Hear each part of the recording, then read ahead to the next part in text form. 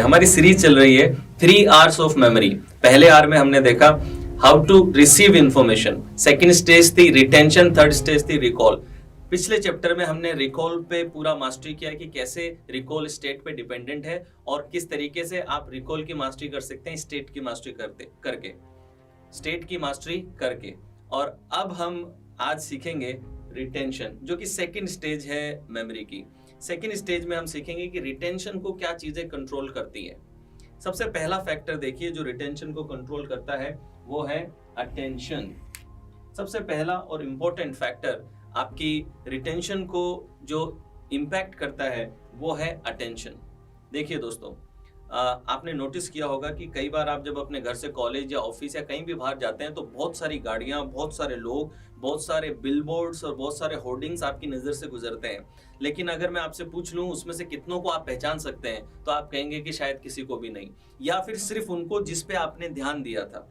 दोस्तों, जिन चीज़ों पे हम ध्यान देते हैं सिर्फ वो ही चीज़ें हैं जो हमारी मेमोरी में स्टोर होती हैं। बाकी चीज़ों को हम रिकॉल नहीं कर पाते, रिटेन नहीं कर पाते। आपने कई बार क्लास में ध्यान दिया होगा कि क्लास में टीचर पढ़ा रही हैं लेकिन आप अपने दूसरे ख्यालों में खोए हुए हो, आप अपनी कल्पनाओं में खोए हुए हो, आपको ये ध्यान नहीं कि टीचर क्या पढ़ा रही है। तो इसमें होगा ये कि क्लास पूरी खत्म भी हो जाएगी और आपको कुछ उसमें से मेमोरी में नहीं जाएगा। एक जोक मुझे याद आ रहा है, आपके साथ में शेयर कर देता हूँ। एक बार एक टीचर थी, क्लास में पढ़ा रही थी और she was teaching what is the difference between reality and perception, यानी सत्य और भ्रम के बीच का डिफरेंस क्या है। अब एक बच्चा ध्यान नहीं दे रहा था, वो अपने मोबाइल में लगा हुआ था, दूसरी चीजें कर रहा था, उसकी अटेंशन क्लास में नहीं थी। टीचर ने उसे पकड़ लिया और उससे पूछा कि अभी अभी मैंने सत्य और भ्रम का बीच का डिफरेंस बताया, बता क्या है। अब लड़का थोड़ा सा शौक में आ गया, उसे समझ नहीं आया कि क्या करूं। तो लड़के ने बोला, मैडम जो आपने बताया वो तो नहीं पता, मैं अपना वाला वर्जन बता दूं। तो मैडम कहती है बता। तो लड़का बोलता है, देखिए मैडम, आप इस क्लास में पढ़ा रही हैं ये सत्य है, लेकिन मैं पढ़ाई कर रहा हूं ये आपका भ्रम है। तो दोस्तों, मजाक की बात रही, लेकिन इट इज वेरी इंपॉर्टेंट कि जब आप ध्यान देते हैं, व्हेन यू पे अटेंशन, सिर्फ वही चीजें होती हैं जो कि आपकी मेमोरी में जाती है, अदरवाइज नहीं जाएंगी।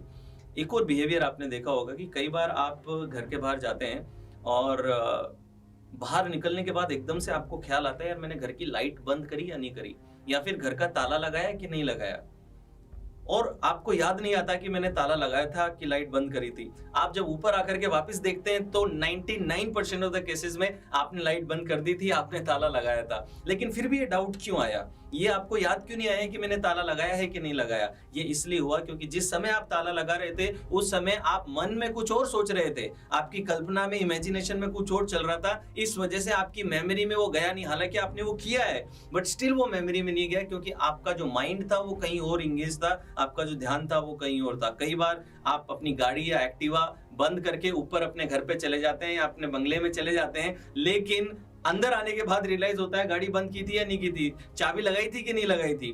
क्यों ऐसा हुआ? क्योंकि जिस समय आपने गाड़ी बंद करी थी या चाबी लगाई थी उस समय पे आपका ध्यान घर जाने की तरफ था, या फिर ऑफिस का कोई काम या स्कूल का कोई काम आपके दिमाग में चल रहा था, वो एक्टिविटी आपकी अटेंशन में नहीं थी। तो हम ये कैसे कह सकते हैं कि मैं भूल गया? आप भूले नहीं, जो चीज आपने याद ही नहीं की आप उसको भूल कैसे सकते हैं। तो ज्यादातर रिटेंशन के प्रॉब्लम ऐसे होते हैं कि यू डिड नॉट पे इनफ अटेंशन। प्रॉब्लम आपकी मेमोरी के साथ नहीं है, प्रॉब्लम सिर्फ इतना था कि आपने इनफ अटेंशन वहां पे नहीं डाली थी, दैट्स इट। जहां आप अटेंशन डालना शुरू करेंगे आपकी जो मेमोरी है वो और ज्यादा इंप्रूव हो जाएगी।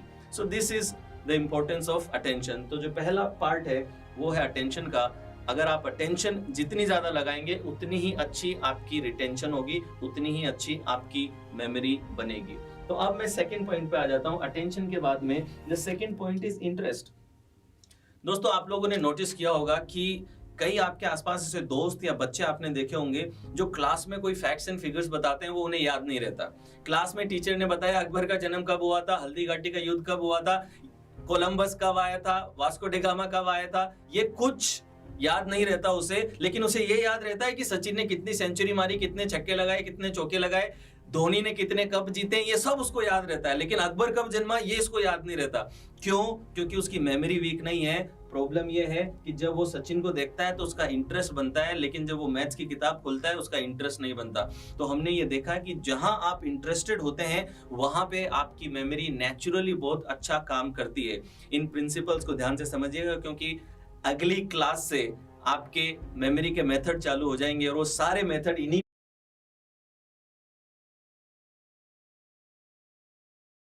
इन्हीं प्रिंसिपल पे बेस्ड हैं और उन मेथड को सीखने के बाद आप देखेंगे कि 10, 20, 30 टाइम्स आपकी मेमोरी तुरंत इंस्टेंटेनियसली बढ़ जाने वाली है। मैं 1 महीने बाद, 2 महीने बाद, 5 महीने बाद की बात नहीं कर रहा, वीडियो देखते देखते आपकी मेमोरी बढ़ने वाली है। तो इन चीजों को लेकिन आप ध्यान से समझिएगा। सेकंड पॉइंट है इंटरेस्ट। जब आपका इंटरेस्ट बना हुआ रहता है तो आपकी मेमोरी बहुत अच्छी बनती है। थर्ड पार्ट देखिए क्या है। थर्ड पार्ट है associated. When you feel associated your memory works amazingly. यानी कि एसोसिएटेड का मतलब क्या है? एसोसिएट का मतलब ये है व्हेन यू आर इन्वॉल्व्ड। जब आप किसी टास्क में कंप्लीटली इमर्स्ड होते हैं, इन्वॉल्व होते हैं, उस समय पे आपकी मेमोरी बहुत अच्छा काम करती है। For example when you are playing video games, when you are playing movies, जब आप मूवीज देख रहे हैं आपको सारी स्टोरी ध्यान में आ जाती है। आप वीडियो गेम्स खेल रहे हैं, सारे कैरेक्टर्स आपको ध्यान में, आप कोई नॉवल पढ़ रहे हैं, सारी स्टोरी आपको ध्यान में रहती है, because you are completely involved in that particular activity. So associated जब आप महसूस करते हैं तो आप इंटरेस्टेड भी होते हैं और आपकी अटेंशन नेचुरली बहुत अच्छी हो जाती है और आपकी रिटेंशन भी बहुत इंप्रूव होती है। तो आप पूछेंगे कि एसोसिएटेड हों कैसे, करना क्या पड़ता है एसोसिएटेड होने के लिए? एसोसिएटेड होने के ये 5 प्रिंसिपल हैं जो आपको ध्यान रखने हैं। ये प्रिंसिपल आप ही मुझे बता देंगे। मैं अगर आपसे सवाल पूछूं कि सपोज कीजिए आपके घर के पास में 2 थिएटर हैं और आपको एक मूवी देखने जाना है। एक थिएटर में ब्लैक एंड व्हाइट मूवी चलेगी, same movie black and white चलेगी, एक में कलर चलेगी। आप कौन सी देखना पसंद करेंगे? ऑब्वियसली कलर आप देखना पसंद करेंगे। अच्छा, एक मूवी जो है वो म्यूट चलेगी, उसमें ऑडियो नहीं होगा, दूसरी मूवी में ऑडियो होगा, कौन सी मूवी ज्यादा पसंद आएगी आपको? ऑब्वियसली जिसमें ऑडियो है, जिसमें कलर है। तीसरी चीज, एक जगह तो ऐसा है कि आपको movie frame by frame, picture by picture दिखाई जा रही है और एक जगह पे मूवी की फॉर्मेट में दिखाई जा रही है। आपको picture by picture, frame by frame देखना पसंद होगा या फिर आप मूवी की फॉर्म में उसको पसंद करेंगे? ऑब्वियसली आप मूवी की फॉर्म में पसंद करेंगे। यानी कि you feel associated when there is colour, when there is audio and when there is movie. कोई चीज मूवी की फॉर्मेट में है तो आप ज्यादा उसके साथ में एसोसिएटेड फील करते हैं। तो मैं यहाँ से पर्दे हटा देता हूँ। First is colour, second is audio and third is movie. अब चौथे पे आते हैं। चौथा फैक्टर क्या है? चौथा फैक्टर जो डी फैक्टर है वो है आई। एक इंसान सबसे ज्यादा अपने आप को पसंद करता है और जहां पे भी आई फैक्टर आ जाता है वहां पे एसोसिएशन अपने आप आ जाता है। इसके कुछ एग्जांपल समझते हैं तो आपको समझ में आएगा। आपने नोटिस किया कभी आप अगर मोबाइल में फोटो स्क्रॉल कर रहे हो, स्क्रॉल करते करते अगर कहीं आपका फोटो आ गया तो इट इज नॉट पॉसिबल कि आप स्क्रॉलिंग चालू रखेंगे। आपका फोटो जहां आएगा वहां पे आप रुकेंगे ही रुकेंगे। यस और no? Just answer this in your mind. I know that you will stay. आप सपोज किसी की शादी का एल्बम देख रहे हैं, आप एल्बम पलट रहे हैं लेकिन किसी फोटो में आप दिख गए, वहां पे आपकी नजर अटक ही जाएगी, because eye is very important for us. Why do you think iPhone is so famous? Because eye is there, right? आप देखिए और दूसरी फैक्टर्स, आप सपोज एक शादी में है या फिर एक इवेंट में है और इवेंट में आप एक टेबल पे बैठे हैं और आपके बाजू में, आपके पास में एक दूसरी टेबल है। आप अपने दोस्तों के साथ बात कर रहे हैं लेकिन दूसरी टेबल पे भी बातचीत चल रही है और दूसरी टेबल पे बात चलते चलते सडनली आपका नाम आया उस बात में। जैसे ही आपका नाम आया, अब आपका ध्यान इस टेबल पे नहीं है, आपका पूरा ध्यान उस टेबल पे चले जाने वाला है, बिकॉज आई कहां पे आ गया? उस टेबल पे आई आ गया। तो आपका एंगेजमेंट यहां से हट जाएगा और आप फेस तो इधर टेबल पे रखेंगे लेकिन आपके कान सुन रहे होंगे कि ये क्या बात हो रही है, मेरे बारे में क्या बात हो रही है। तो दोस्तों ये बहुत क्लियर है कि जहां पे आई इन्वॉल्व होता है, जहां पे आप इन्वॉल्व होते हैं, वहां पे आपका एसोसिएशन जो है वो बहुत ज्यादा बढ़ जाता है। फिर लास्ट के अंदर है यूनिक और अनयूजुअल। हम कुछ भी यूनिक या अनयूजुअल होते हुए देखते हैं तो हम अपने आप को रोक नहीं पाते, हम उस चीज के साथ में इन्वॉल्व होते हैं। फॉर एग्जाम्पल सपोज कीजिए आप रास्ते में जा रहे थे और जाते जाते आपने देखा कि 100 से 200 काउज हैं और उन सारी की सारी व्हाइट काउज हैं, मगर उन सब में एक पर्पल काव है, एक पर्पल कलर की काव है। तो आप रुकेंगे, आप बाकी काउस को नहीं देखेंगे, आप पर्पल काउ को देखेंगे। आप पर्पल काउ के पास जाएंगे, शायद उसके साथ सेल्फी ले लेंगे और कोई पोस्ट डालेंगे, अपने सोशल मीडिया पे शेयर कर देंगे क्योंकि वो यूनिक है। सपोज आप रास्ते में कहीं जा रहे थे, एक आदमी आपको पूंछ वाला दिख गया, तो वो पूंछ वाला आदमी आपको याद रहने वाला है, बाकी लोग याद रहें चाहे ना रहें, वो पूंछ वाला आदमी आपको याद रहेगा, क्योंकि अनयूजुअल सी चीज थी, यूनिक सी चीज थी। तो देखिए दोस्तों, जब भी कलर है, ऑडियो है, मूवी है, आई है, यूनिक और कुछ अनयूजुअल हो रहा है, वहां पे आप नेचुरली अपने आप को एंगेज कर देते हैं और एसोसिएटेड फील करते हैं, और ऐसी मेमोरी आपको हमेशा ध्यान में रहती है। आप घर से कॉलेज रोज जाते हैं, लेकिन आपको हर रोज का पूरा ब्यौरा आप नहीं दे सकते, सारी चीजें आपको याद नहीं रहती होंगी, लेकिन किसी दिन अगर आपने कोई एक्सीडेंट कर दिया था या किसी दिन कोई लड़ाई आपसे हो गई थी, तो वो दिन आपको लाइफ टाइम याद रहने वाला है। तो क्योंकि कुछ यूनिक और कुछ अनयूजुअल आपके साथ में हुआ, उसको आपका ब्रेन लॉन्ग टर्म मेमोरी में ले लेता है, और आपकी जो रिटेंशन है वो बहुत ज्यादा सॉलिड उस केस में हो जाती है।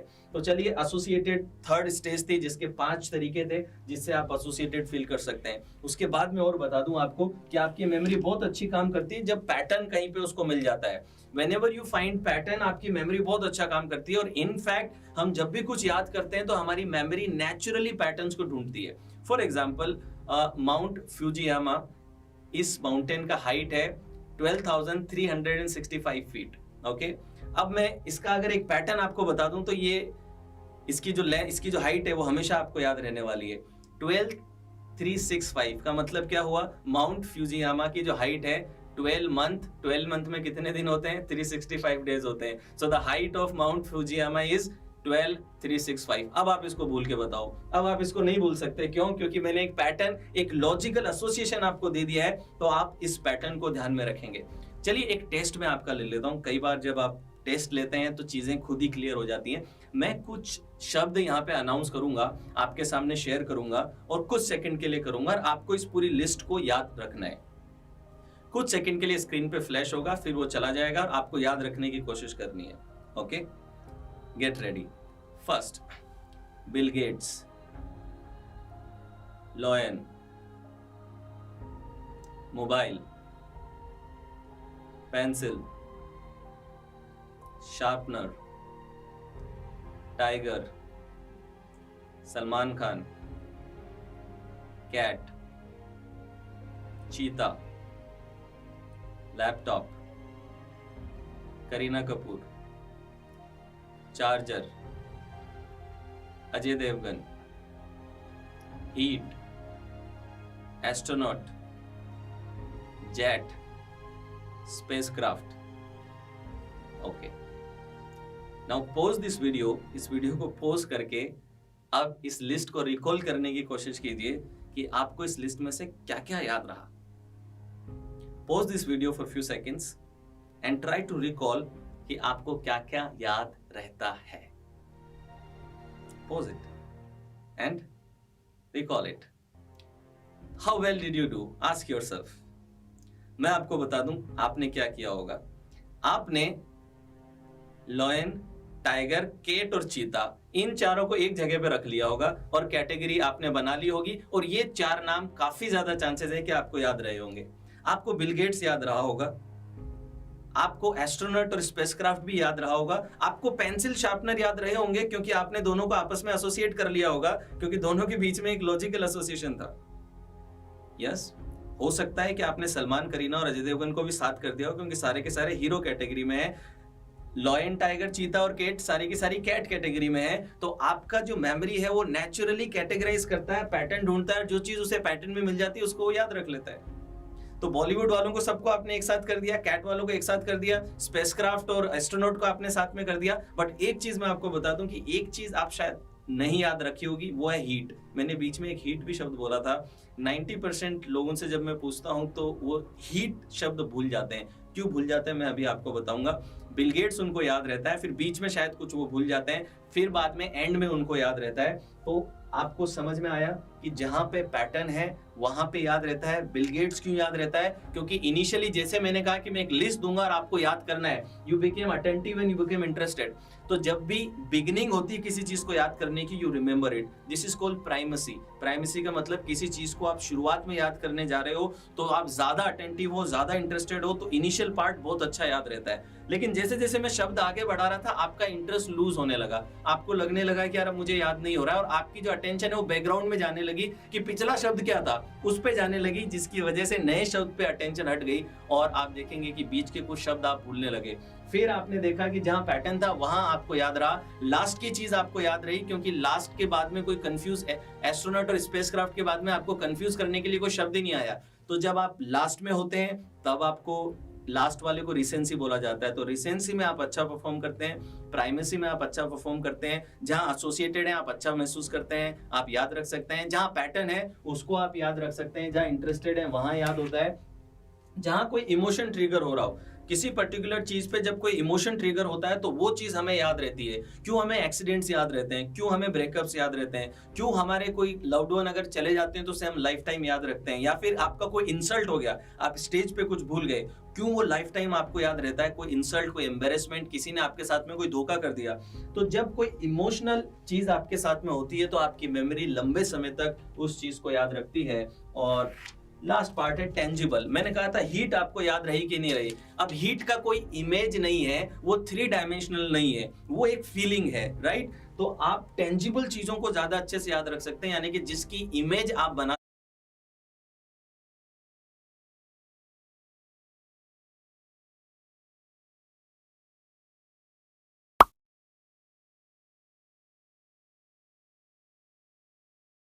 सकते हैं। 3 डायमेंशनल इमेज जिन चीजों की होती है वो चीजें हमें जल्दी याद रहती हैं एज कंपेयर टू ऐसी चीजें जिसकी इमेज ही हम नहीं बना सकते।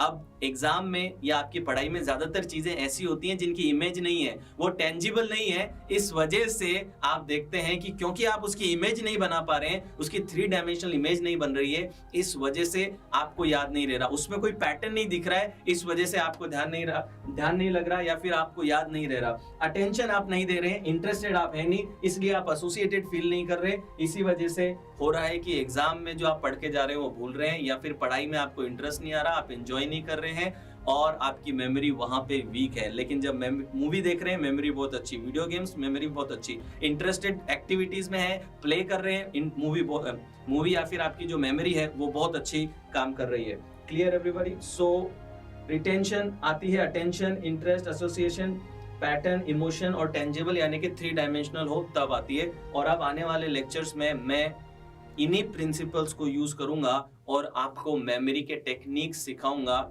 ये मेमोरी के